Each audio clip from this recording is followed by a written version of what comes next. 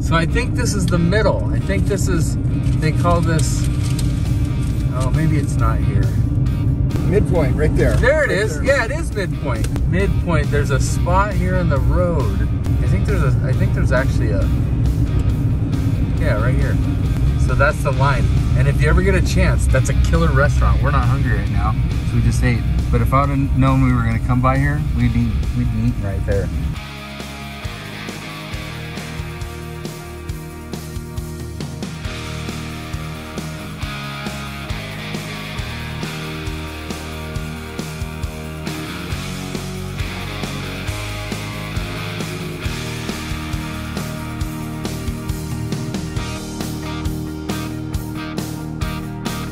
So we made it back to Allen, Texas yesterday midday.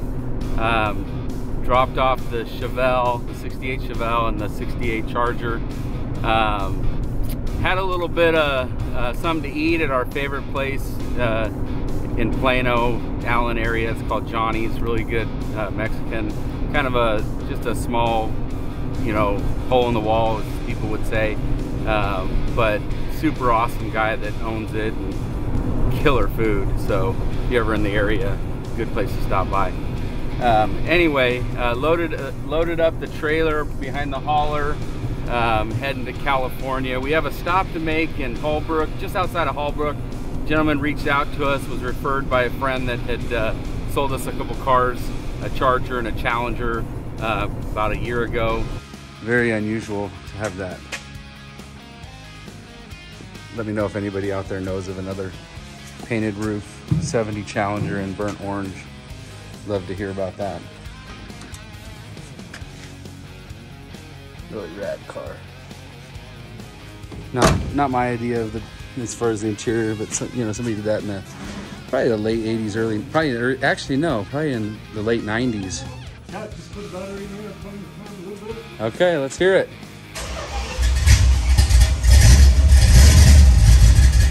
We're actually finishing up the nip and tuck restoration to the Challenger. It's kind of an unusual car with the burnt orange painted roof. So anyway, this gentleman, he referred us to a friend of his who's actually in Arizona. And so we're gonna stop by there on the way back. He's got a bunch of project cars sitting out, you know, look like he's been sitting out for like 30 years, but it's Arizona, so all the weather stripping will be bad, but usually the metal for the most part survives. It's not like being in Missouri or, you know, Kansas or Florida or something like that, where the humidity, the salt, all that kind of stuff, all the weather gets to them really bad. So in Arizona, New Mexico, California, Nevada, parts of Colorado, Oregon, stuff like that, that whole western side of things, Idaho, those are all really good states for very solid cars that if they've been sitting outside. But the farther you go east, you know, the more that you're going to run into major problems structurally with some of these cars that have been sitting out for even 3 or 4 years. It doesn't even take that long in some of these others. So the climate really has a lot to do with how these cars survive, which is why we were so surprised about that TA in Louisiana. They're never this clean, even with nothing in there.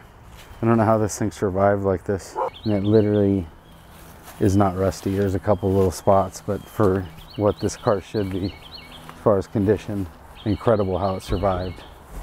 Usually when someone tells us it's 6 years, what's reality is more like 12, because we all remember things like it was, you know, just a few days or a week or a month ago, and really it was months or years ago.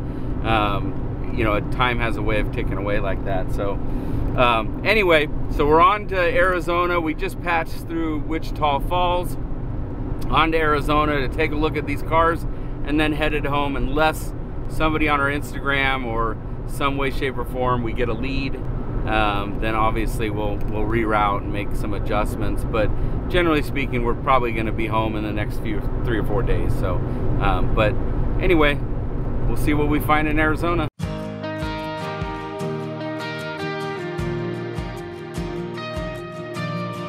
Good. Troy, right? Yeah. Yeah, George. Thanks for reaching out to us, brother. We appreciate that. Enjoy your content. I appreciate that. That's cool. Let's see what you got here, huh? So It's an Albuquerque original. I think it spent 2 years up in Ohio, and then back here in Albuquerque, and had a friend of mine watch it for about 15 or 16 years, and he finally kind of respectfully wore him down. And so he got the car, and then life happened a little bit, and I bought it from him, and life happened to me, and I don't have the strength anymore to the time and everything it takes and everything. So get that. I bought the the turnkey Mustang. Wait! You switched? You switched on us? But I love them all too, so not a problem. We just tend to lean a little bit more heavy on the Mopars. We love the Mopars, but the thing that really drew me to this car when you had sent it over the pictures, at first I was like, oh, a Dart, we're not really into A-bodies, right? But this is, and I'm not saying there's anything wrong with A-bodies, because everybody has their cars. That we do a lot of B-bodies, a lot of E-bodies. But this looks like the little sister to a car that we built called Patches. There goes Patches, cruising the town in beautiful weather.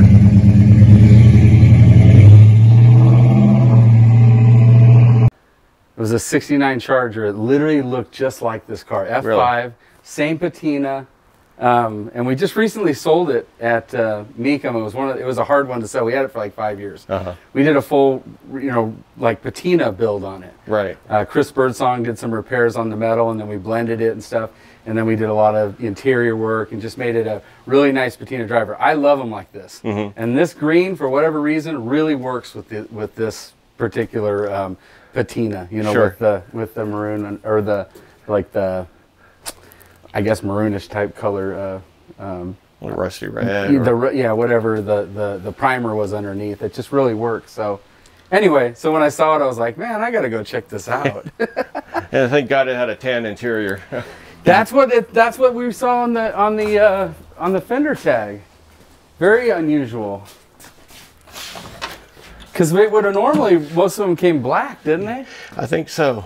And then this one didn't have a vinyl top? Correct. Wow. So all the paint and metal's original. And you said there's no rust? I mean, no real cancer? There's like a little spot there, but they pulled the carpets up and the nothing up underneath. Wow! And this was in Ohio? I spent 2 years, I think, in Ohio. Then the rest of the time was back here in Albuquerque, sitting in the guy's driveway under a tarp. Wow, this thing is super clean. I love seeing them in the original paint, and to see it so straight. The little dinks and stuff that it has, but it doesn't look like it's ever even been hit. Yeah, the nice thing was, let me get some water here. The man who bought it originally was an engineer up at Intel, and this is his family car. He got the groceries, went to church, drove to work, and his kids never got the opportunity to hot rod it or anything, and then it stopped running, and he just kind of let it sit there. This is a nice car. This is a really nice car. He just kind of let it sit there in the driveway for a long time, and I think it might have been something as simple as the ballast resistor or something like that. But it's I mean, it was original down to the mufflers when I got a hold of it, but they were all rusted out. I ended up cutting them off, but I've got the trumpets over here. Right. It's a real honest car. Yeah. Really neat car. I don't know a lot about the A-bodies, I'll be honest. And when you'd send it over, I thought it was a GTS. Oh. When they first sent it over because of the 4-speed and all, because it's a factory 4-speed car. Yeah, D21. Not a lot of options. No, I think pretty stripped. The AM radio, and maybe it had a tinted windshield, tinted glass. I love the patina on it. I just think it's a really cool looking car. Now this is it's the original grill that I kind of hammered out, but I found the grill from a guy over on the East Coast, and I think the car might have been a year old when it got wrecked and covered in moss in a junkyard. So you got a bunch of parts. Yeah. That's a whole set of chrome around the back window because I couldn't buy just the piece that I wanted that was dented. That's all the interior pieces. That's the GTS panel and back. It needs refinishing. It's pretty well scuffed up, but I was gonna. You were gonna put it on. I was gonna put it on because it just completes the back for me, and then not to be a poser, I wasn't gonna have GTS in the back. I was just gonna put the Hurst equipped shifter. There you go. But I love this patina on this stripe. That is just super cool. Yeah, and that's just really cool, man. I could imagine. I mean, you could leave it just the way it is and not do anything, but you could also clear coat it. Mm-hmm. I wonder which way it would be best for this car. Is that the original engine? Yes. Okay. Yeah, numbers on the engine and transmission. Okay, so the transmission is numbers matching. You just have an additional transmission. Yeah, that comes I've got a Jamie Passon 5-speed in the back there. Okay. Yeah, the carburetor's got the same. It's original to the engine. It's got the little date code plate on it. Okay. Same thing with the distributor. It's the original dual point. So it's a numbers matching 340 4-speed 69 Dart Swinger and the original paint with the coolest patina, including the stripe. And they did some brake work up there. Yeah. And did you do a rear end, or is that was going to? That's the original rear end. Okay. But that's a big bolt pattern from Dr. Diff. Okay. And I've got a Charger B-body brakes sitting in a box over there on the shelf. I was just gonna try to make it, corner a little bit better than it did from way back when. Yeah, I bet it would. And somebody did some nice work on the interior. That's a legendary. Yeah. And I've got the. Did you do this? No, my friend Bob did. Okay, so it was done before you got it. Yeah, I might have helped him stretch one of the covers on. I hear you. And I got the new. I got a brand new legendary headliner for it. It's sitting over there, and I got the dash pad's been replaced or rebuilt. It's sitting over here too. A lot of parts. Well, any type of paperwork, build sheet? Yeah, I've got a lot of paperwork for her. Two build sheets. Oh, you got a couple build sheets. Yeah, that's cool. One was found in the back seat, and the other one was found on top of the glove box. I was just talking about that the other day, that a lot of them are, especially the ones in really good condition, are found on top of that glove box. So that's just a bunch of part numbers. Yeah, this is a bunch of stuff. This is a copy of the title. Wow, look at that. That I got. I made a copy of it before I turned it into the state. I didn't quite line them up very well, but it's that's just awesome. Got some documentation there, some registration sheets. Very cool. The two build sheets. So all numbers, is that the original? Yep. Window sticker? Yeah. So all numbers matching, window sticker, 2 build sheets, and then that paperwork. Yeah, it's even got the original. Would this have had the Certicard? It would have, right, in 69? I don't know. I think they might have stopped stopped last in in 68? I think you're right. I think it that was 68. I think you're right. But the, I don't know if I have that picture, but when Bob got it, he went through it, and he found the just married, that the original Don't scratch owners. the paint. Yeah, I'll try. Let's see. He found. Let's see if I have that picture handy. But it's a picture when they. God, I cannot think of his first name right now. But when they got married in this car, he found the just married placard stuck here in the fender. And I've got that picture I could just somewhere. see that in the back window, back in the day. Yeah, and he went out there and he gave it back to him. Real nice couple. Yeah, it's somewhere. That's all right. But yeah, I collected a lot of information from it. A lot of part numbers and how-to articles. Gotcha. From the so magazines. You got shocks, you got axles, you got some tips, and then a bunch of bolts and screws and stuff to get it back together. It looks like it's pretty well bagged and tagged. Yeah, this is the original front sway bar. I bought a firm fill set that I was going to put on front and back, and I've got the original torsion bars along with a slightly beefier set from firm fill. The axle stuff is from Dr. Diff. Firm Fill rebuilt the steering box for me. Bob found a practically brand new steering wheel. There's no scratches. Okay. I apologize. I was moving it around, and I forgot that I didn't, attach the bolts in it. Yeah. So it's kind of sitting there right now. And then, so these are some more parts that go to it, the year one stuff, or is that just something else? I'm not sure what's in those.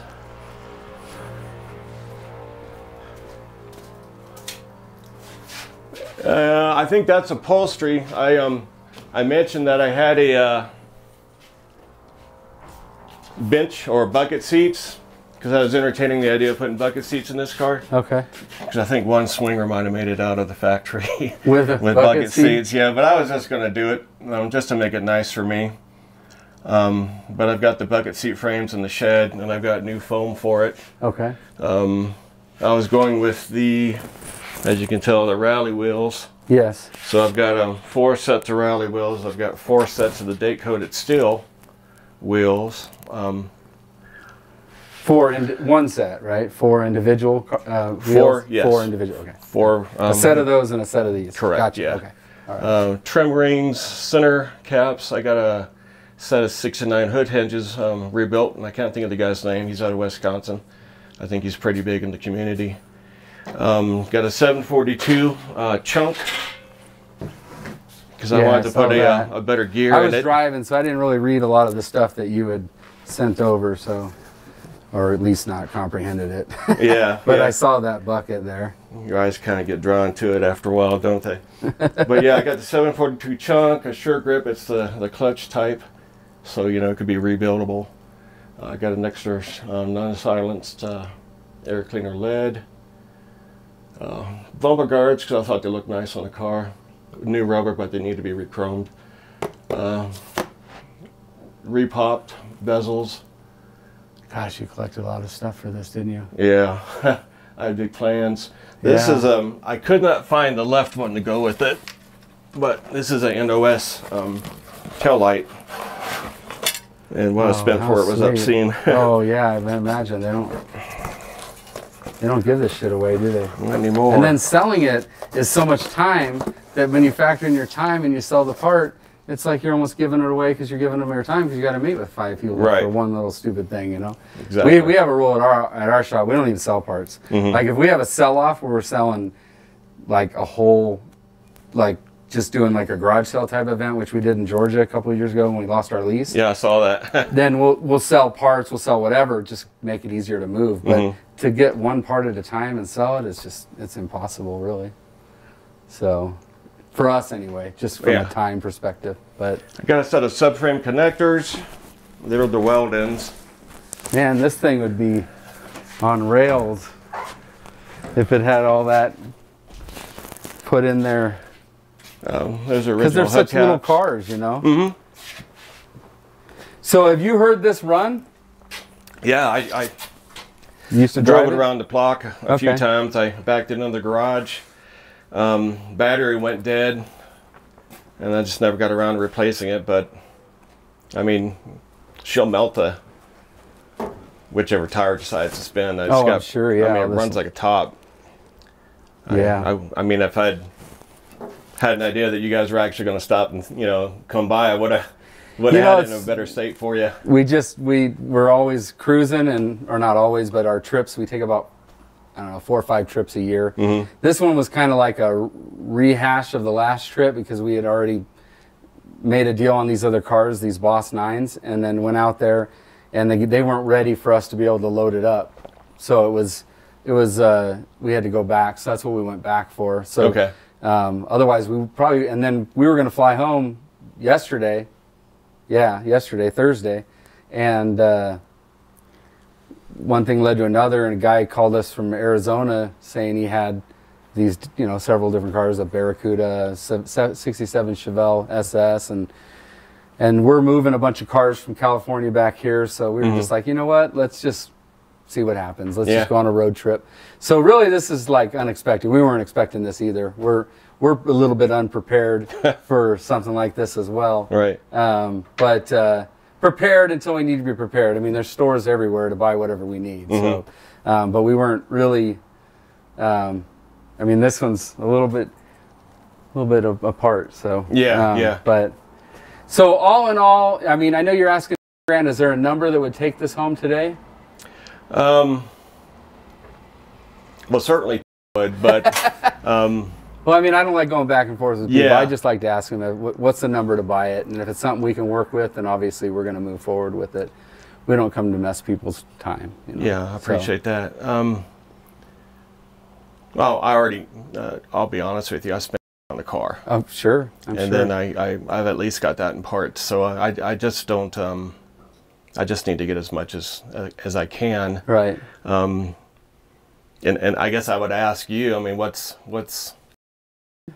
I would do that. Okay, let's do it. Thank you. You bet. You gonna help me load it up? I'll do anything I can. If we can't get it loaded up, we'll send the guys to come and get it loaded up. But I'm pretty sure we can get some wheels on there. Yeah, and roll it up there and then figure out the parts. What I was looking for was the doggone pin. And of course I had it at one point to couple the steering shaft into the box. Okay. And it's probably in there somewhere. And but that's I think we could probably get that on there just to get it to turn. We're not going to need it for much. Yeah, she's fairly straight right now. Actually, to be honest with you, I don't even really need that. I just need wheels on it because I can disconnect from there and pull it right up on the, I can back the hauler right up to here and we can literally just pull it right onto the hauler. So I was hoping to put it on the trailer because of where we're going. Yeah. So if we can get that hooked up, that would be actually better, and then I can put it on the trailer.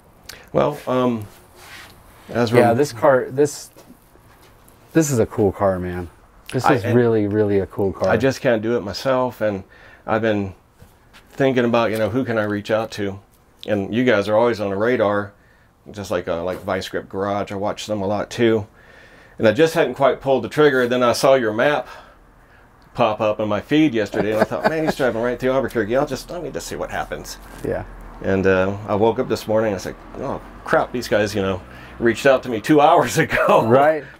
and we're not here to beat anybody up. We just want to do a fair deal that works for both and get this off. We're gonna finish the car. Okay. So we don't normally say that when we're here, but because of what this car is, as far as the kind of look-alike to our other car, we're gonna load this up and take it the other direction. We're gonna go to California with it. So it'll be in our shop. It probably won't happen for a few months because we have a lot of other things in the works. But Bill will be on this car getting it running, driving, brakes done, basically everything you can think of to make it a running, driving, moving car. And then Sergio will get in there and make all that. We'll probably change it to the buckets as well. I just think it's with the Passion 5-speed. Exactly. So yeah, we actually may not change it to the 5-speed. We may actually leave the numbers matching drive chain. We'll see. It's an A-body 5-speed. Yes. I guess there's a difference in the shaft. Yeah. So that's any A-body Duster, you know, whatever it'll fit into. And I've got 2 shifters in the box. You know, once again, I was buying everything I needed until it broke. Yeah. I bought just toying around with, I bought a pistol grip, you know, and I figured out which one would work at an A-body so you don't smash your knuckles. But I've also got a regular Hurst shifter handle. Okay. Because this one here is a slip-in, and when Passion put his transmissions together, they bolted into the transmission instead of sliding into this. So I had to buy a new shifter regardless. It's also coming with a different new master cylinder and a proportioning valve, because when I was doing my research, they said when you put the bigger brakes up front, you know, it's going to change things around a little bit, and you should use this master cylinder, and in the back you should use these wheel cylinders. Right. So I mean, because it's front disc and rear drum, right? Yes. Yeah. Like B-body drums. Yeah. Down in there. Calibrate again. There's just a buttload of parts coming along. When it ran, did it smoke at all? Do you remember? It smoked on startup. Okay. You know, valve seats. And if you pop the clutch, one of the tires would smoke. I'll go ahead and if you give me a mailing address, I'll throw all my digital stuff that I have on it, all the pictures that Bob took of the floorboards and all the numbers. Okay. I'll give all that to you guys, and the video of him smoking the tires out in front of his house. I'll get all that to you. Okay. Just to provide a little bit more provenance with the car. I just can't believe how much this looks like patches. That would have made a nice set, huh? Yeah, it's just, you don't normally find them where they literally look like they could be related. Because so there's a windshield. Because usually gasket in tan there would have too. had a. I would have. Yeah. What color was that? That was. He got this right off the lot too, and I went ahead and had this re-chromed. Dodge. That Country is right there. That is super cool, man. Albuquerque. That is really cool. I love these old dealership emblems. That is really cool. Does it was on this? Yeah, yeah, you can see the shiny spot there. Yeah, there you go. Very cool. And I've got 2 new Dodge emblems for the front end. I got those at Gosh, a year you got just one. about everything. Yeah. I've got the repop on That's the lenses. pretty cool. Look at that.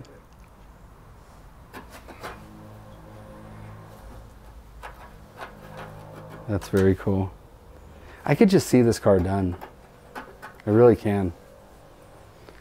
I'll show you videos and pictures of patches so you can understand my excitement. Oh, yeah. It's just one of those things. There's certain cars that, you know, we sold her, but it was a hard car to sell. Mm-hmm. We just had to make some sacrifices, if you will, and you don't even realize sometimes how much they mean, and then, you know, until you sell them. I sold mine, and like I said, this one has a really cool resemblance to it. So I'll go grab the cash, okay, and we'll do the transaction, and then we'll try to see what we can do to get this thing back down on the ground. Okay. Load as many of the parts as we can into the car, and then figure out if we can get that hooked up to where it's steering. I'd much rather it on the trailer. Makes it easier when I get to the next place because I have more versatility with the truck. Right. But if not, then we'll do what we have to do. Yeah, So well, anything we always figure it out. Yeah. Not winging it, but Well, last minute logistics and figuring things out. I've seen some of the holes you guys have pulled cars You've seen out some of the crappy scenarios we've gotten ourselves into. So, all right. Well, I'll get the money and we'll get it done. Okay. Thank you. You bet. One interesting thing about this car, until about maybe 5 years ago in New Mexico, it was under one area code, 505. Now it's 505 and 575. But the SPD on this car is 505? 505. The 5th of May? Yeah. Or no, that'd be the Albuquerque. Yeah. 5th of May. 5th of May, yeah. Cinco It's de when Mayo. you get into, when you get into October, November, December. Yeah, Cinco de Mayo. 1969 Dodge. I think this is no, I guess it's not. It's the first Swinger I've ever bought. Dart. Swinger. There's a lot of people in this city were after this car. Yeah, you know, it's funny. So the kid, I say kid, he's 27. I shouldn't call him a kid, but to me he's a kid. Right. I'm 50.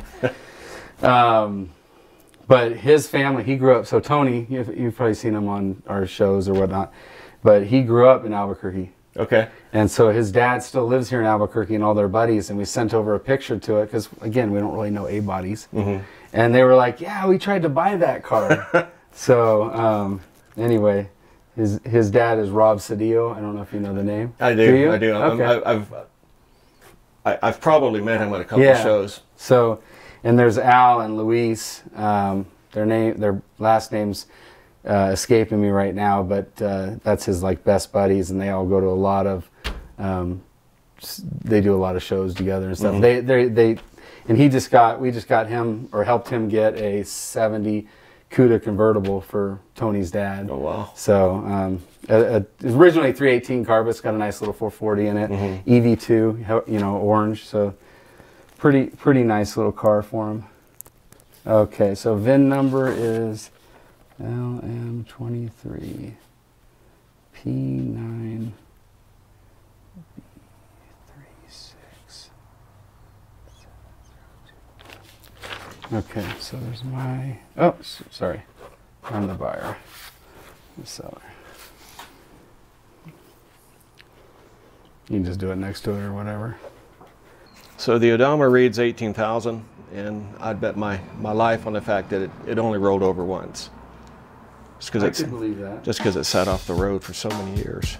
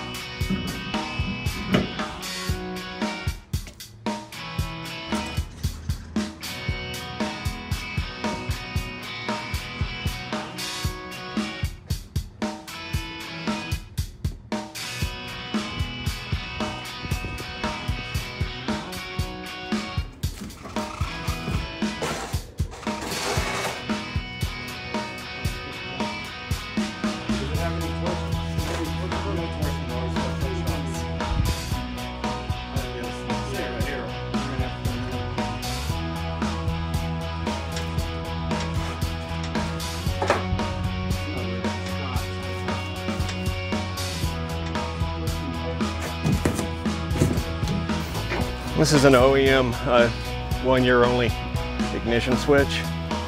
So they got a knockoff one inside that just doesn't work well. So I just want to make sure you guys leave with this. Thank you.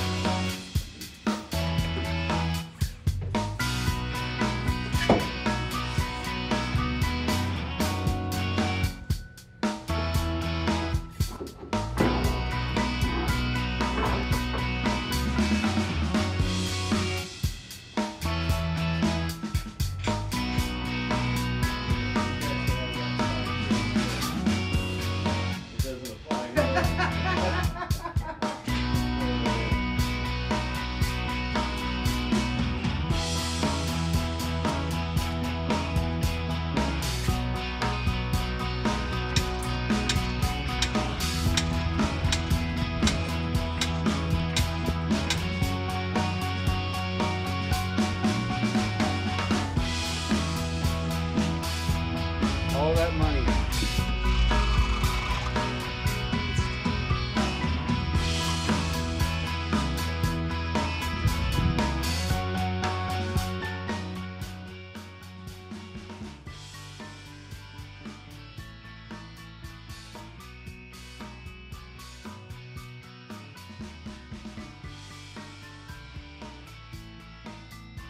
Oh, you So- hats too. Yeah.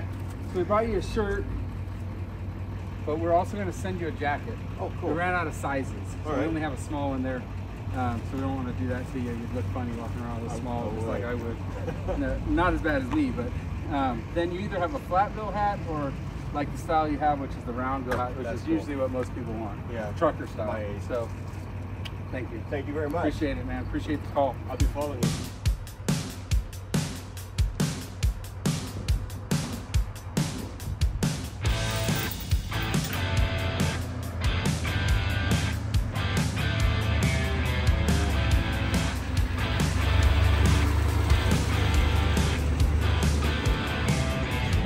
So we headed out of Dallas a couple nights ago. I think it was Thursday night, heading for Arizona. We have a small horde of cars that have been sitting outside in Arizona for looks like 20 years or more.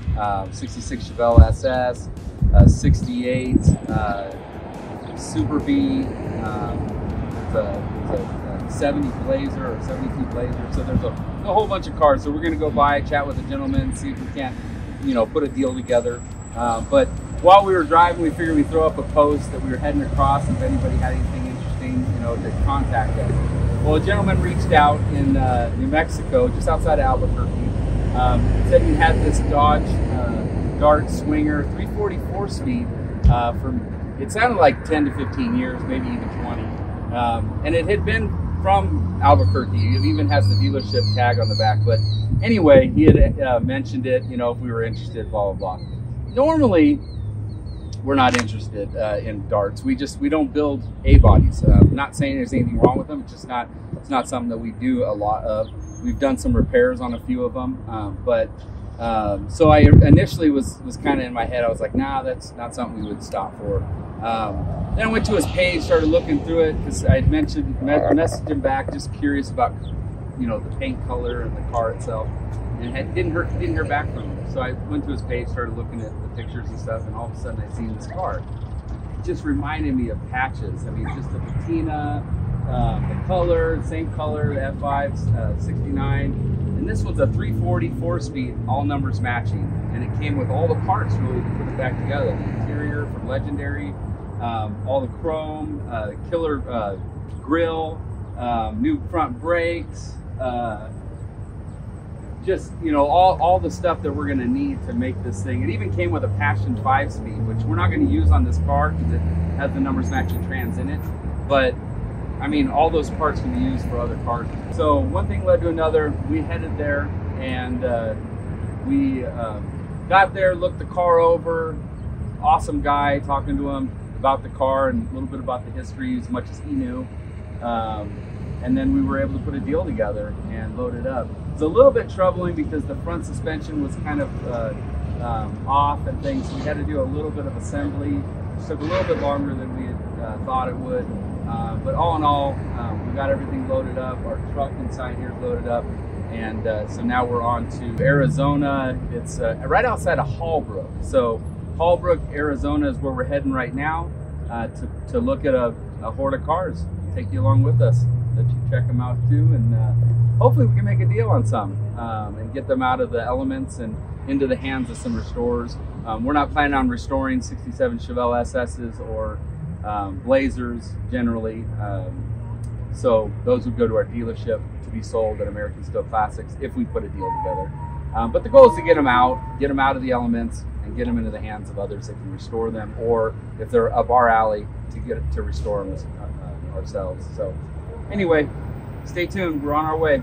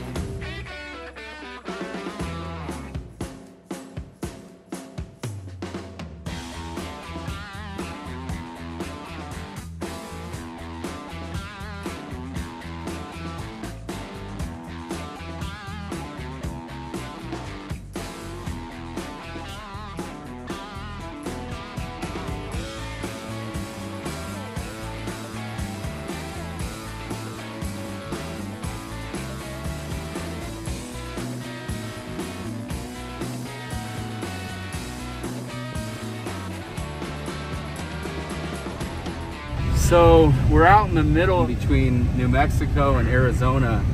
We just went and looked at a horde of cars. The guy was a tow truck driver. He must have towed all these off of the road or something he probably bought. Anyway, we got there. There was about 5 or 6 cars that we were interested in looking at. He gave us some prices on the phone, which seemed high, but at the end of the day, you don't really know until you go. And so we went, and on one of the cars, the price actually went up 5 grand. So I don't know, maybe he thought I was too excited about it. But ultimately, unfortunately, we weren't able to even get started on making a deal because he wanted them more than we did. And, you know, unfortunately, you know, we can't pay more than retail for a car that is literally buried in sand, and it's going to take half a day to get it out and then transport it and then try to restore it. It just, if you know, and I don't think we would have restored this car. Might have done like a Patina build. It was a 67 Chevelle SS 396 4-speed, supposedly numbers matching, which I believe him. Had the original paint, which was like a goldish color. I think they call it fawn or something like that. But unfortunately, it's just it's just too much money. It's just not something we could work with. So kind of a bummer, because it was a lot of work getting here. So they just give you like directions and markers on the side of the road to look for and things of that nature. And this guy even failed at that. I mean, there was some major things that he could have told us to tell us how to get there. And I mean, it's a main paved road. I don't know what that's, you know, when it's highway, there was a certain highway number, which is, we're coming back up on it, but it was an actual highway. He just told us the highway number, but I don't know. It was frustrating getting here. But, you know, we saw the cars and we'd love to take some home. Would have loaded up the Chevelle, or there was a Barracuda, and there was a 68 Super B. That thing was pretty hammered. He's gonna have a hard time selling that for the kind of money he's looking for. And then there was a Blazer. Blazer wasn't too bad priced, but it was missing the seats. It was, you know, pretty stripped down. So, you know, the seats on those Blazers, 68 to 72 Blazers, they ain't no joke. That's expensive, you know. Like $4 grand for a set of seats, $2,500 for the front, $1,500 for the back, you know, if you can find them. Well, at least that's retail. I'm sure you could find a deal in a yard or something like that. But anyway, so we're heading back. Luckily we picked up the Swinger in Arizona, or I mean in Albuquerque, just outside of Albuquerque. Because had we not picked that up, we'd be going home empty, which is not our norm. So. Anyway, maybe we'll find one other car, but we have a trailer, empty trailer, so we'll see what happens. So stay tuned.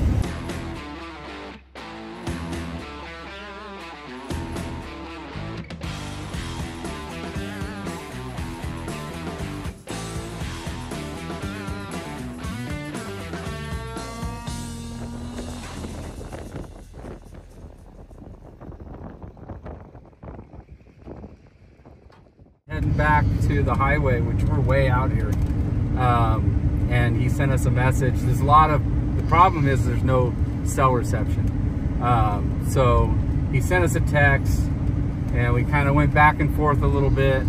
He was just too far out of the price range for us, and anyway, we ended up settling at a happy medium for both, and so he told us to come back and get it. So we're heading back to get the 67 Chevelle SS that we just looked at.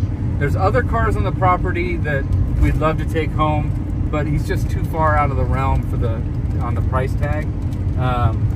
So who knows? This might be the door opener that, you know, as they call, we just broke some bread or, you know, whatnot. So this may be the door opener to where we do additional deals, but we've made a deal on one car, the 67 Chevelle SS 396 4-speed, numbers matching, in a light goldish tan color, like I think they call it like fawn or something like that, but I'd have to look it up. So we're gonna load that up. Very, very solid looking car, very complete looking car, but been sitting there a long time. It literally, like, from the inside, the floorboards, it looks solid. But I don't know about from underneath, which that's always a gamble. So anyway, we'll keep you posted on how it goes.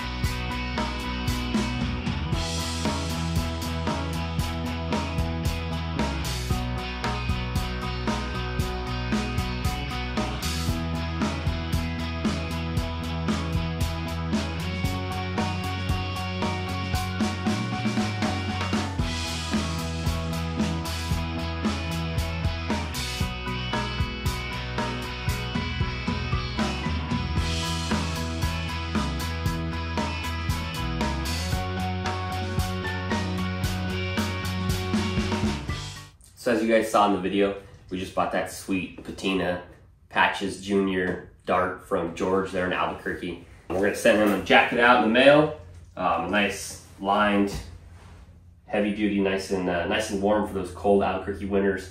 Jacket there with our logo on the back, of course. So we'll get that packed up and in the mail to him, and he'll have it any day. And send us some referrals, sell us your car, we'll get you some merch. We always take care of the people that take care of us. So thanks, guys.